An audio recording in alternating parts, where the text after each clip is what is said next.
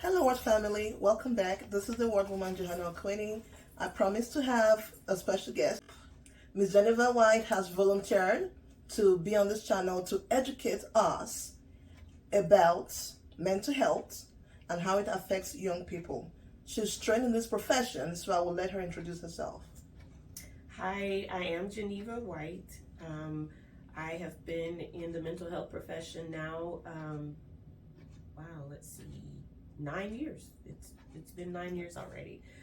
Working as a school counselor, and here recently I am moving into the private sector right now.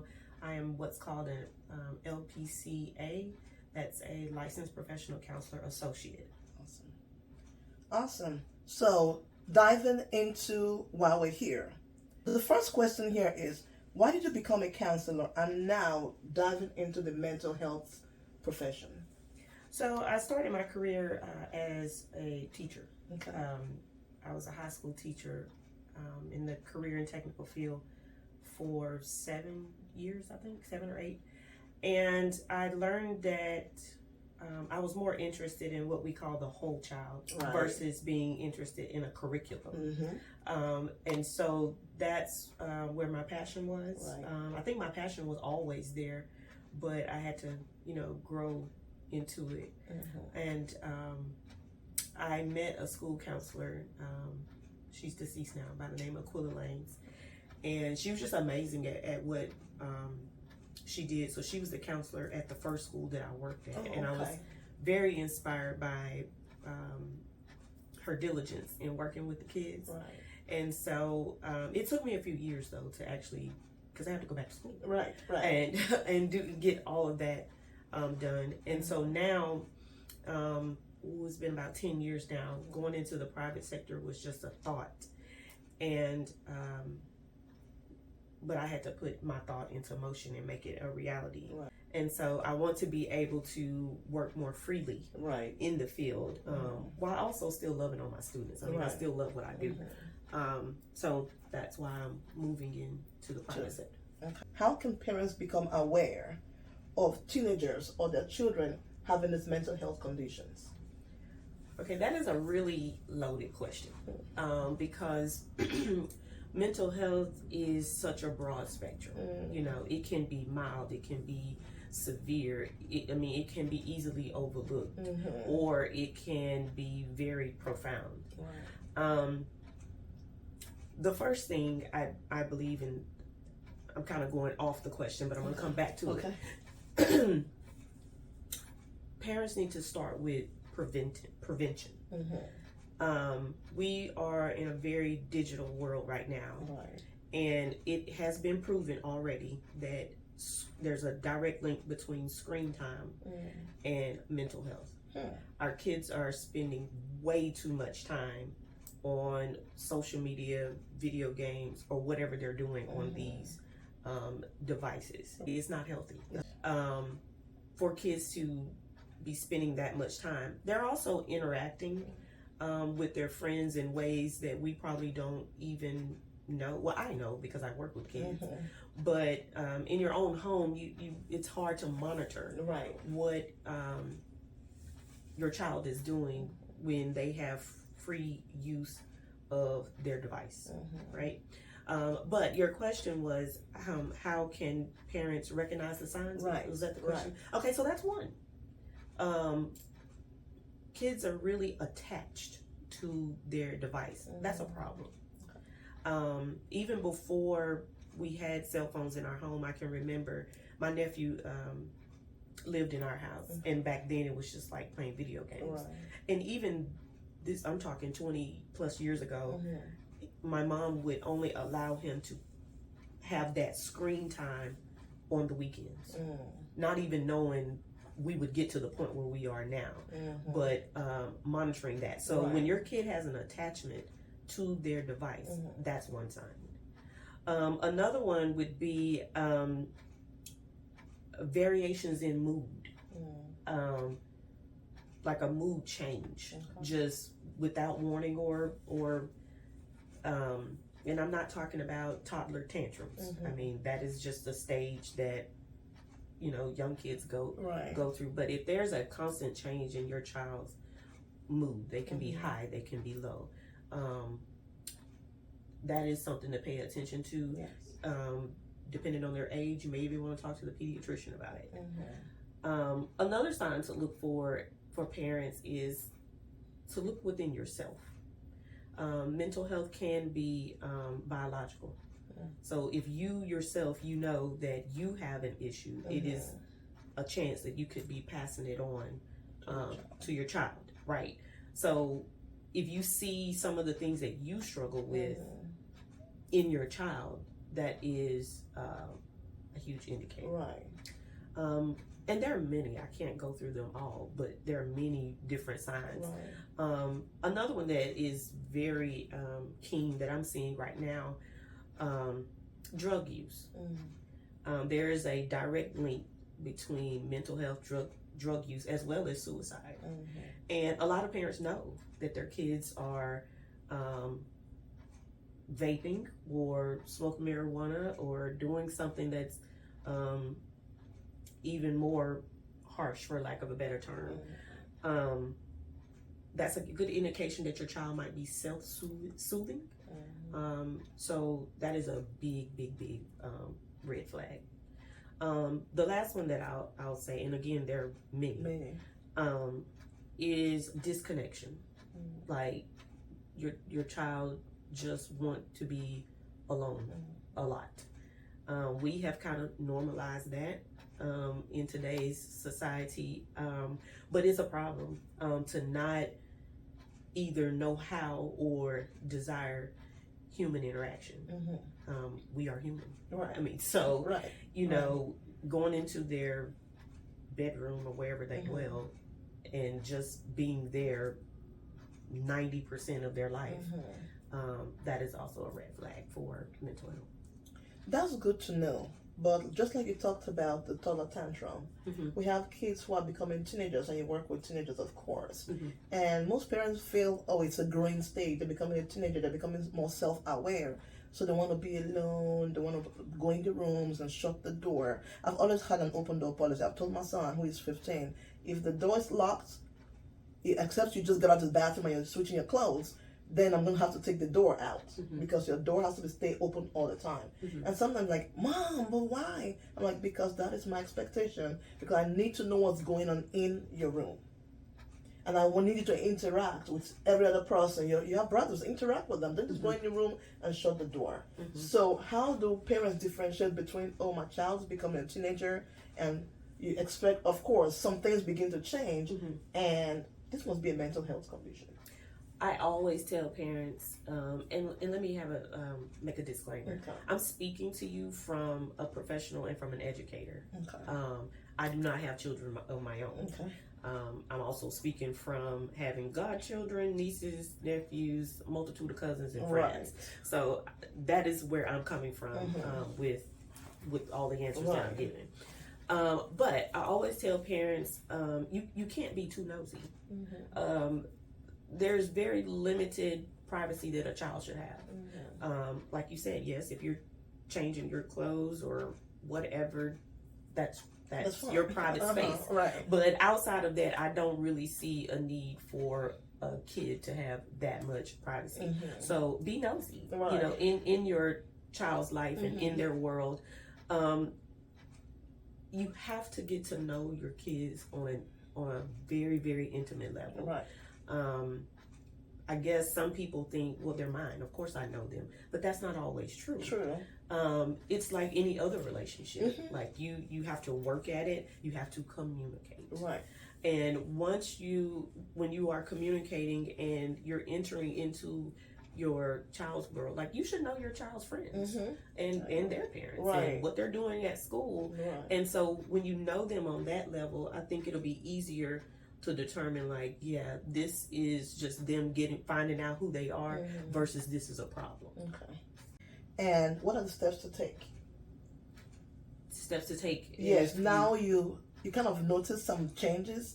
You're kind of feeling this might just not be normal. This is strange. This is different. What are steps to take? It depends on what you have discovered. Okay.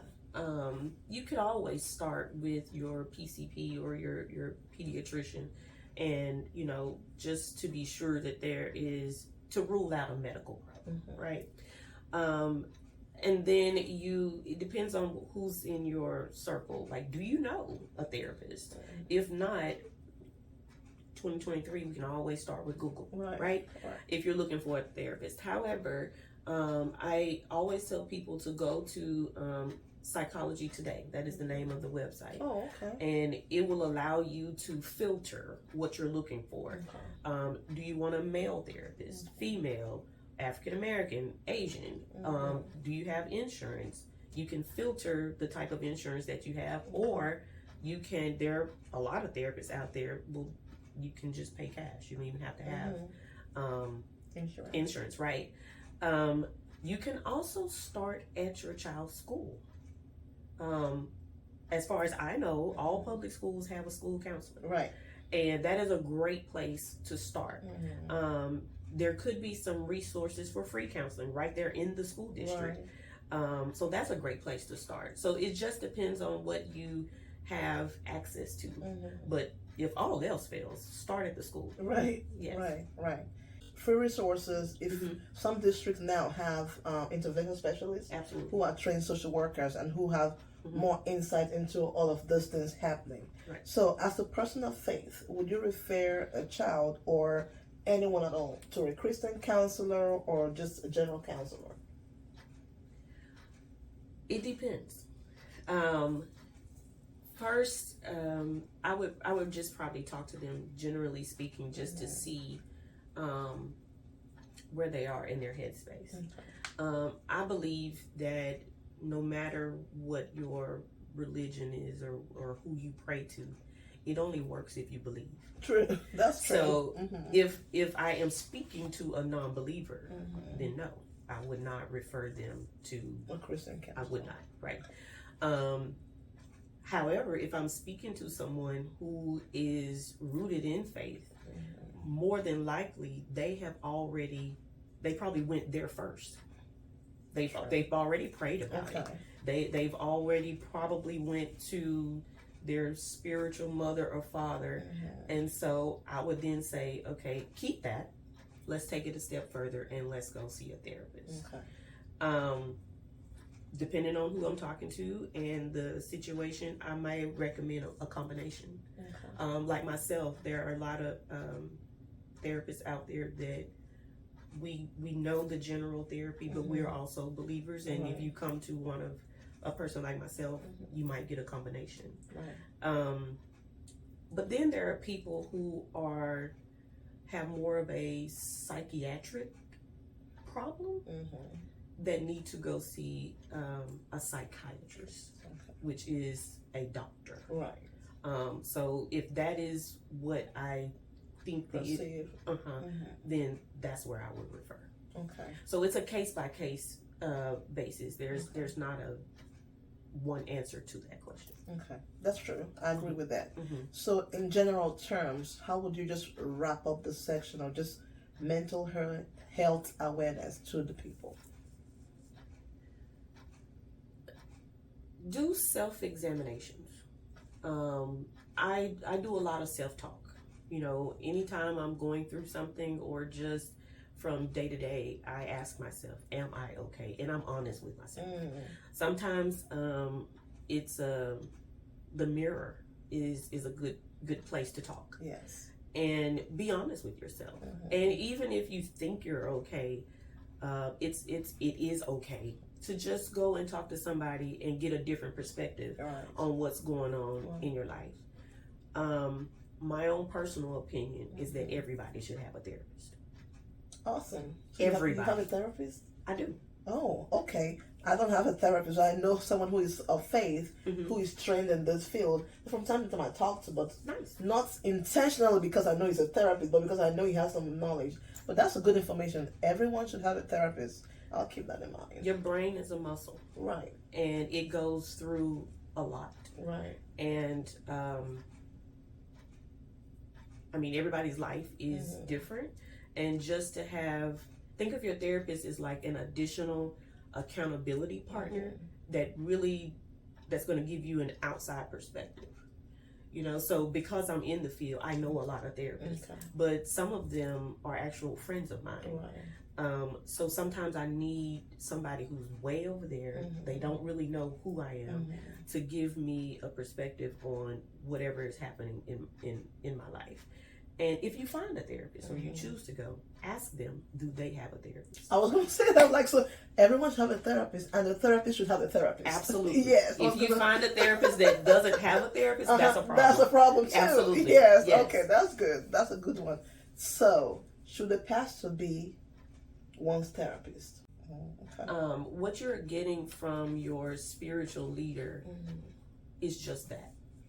It is your... We're talking about mental health. To me, that is your spiritual health. And yes, they are cousins. Right. Like, they're related. They're both important. Right. But if you are a pastor and if you're not mentally health, you're not trained in the field, then you don't know what you don't know. Right? So yes, please give people guidance. Pray for them, and let them know what your experience is.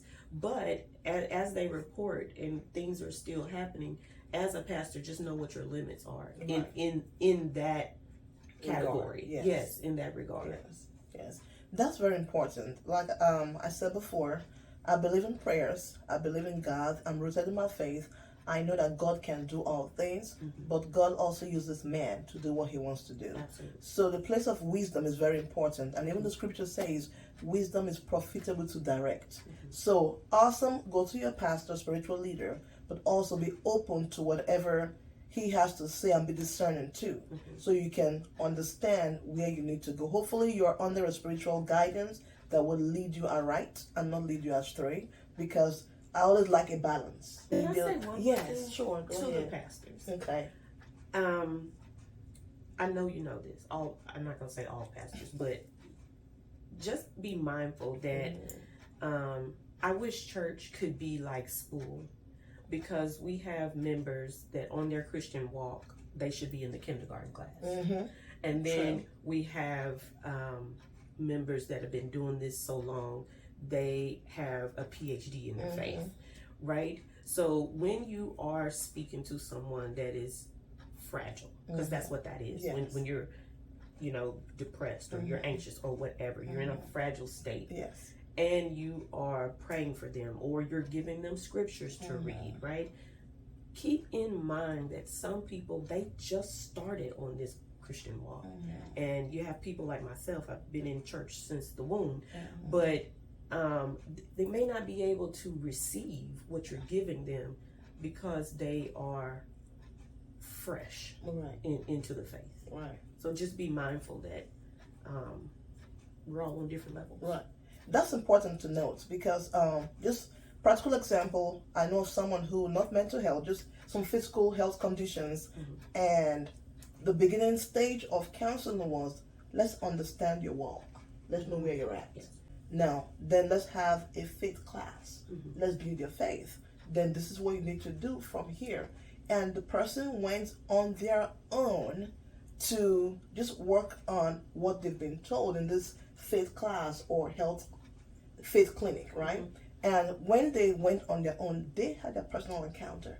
They had their personal experience, and they heard God for themselves concerning what was going on. That is why God is real. And so always start from the foundation.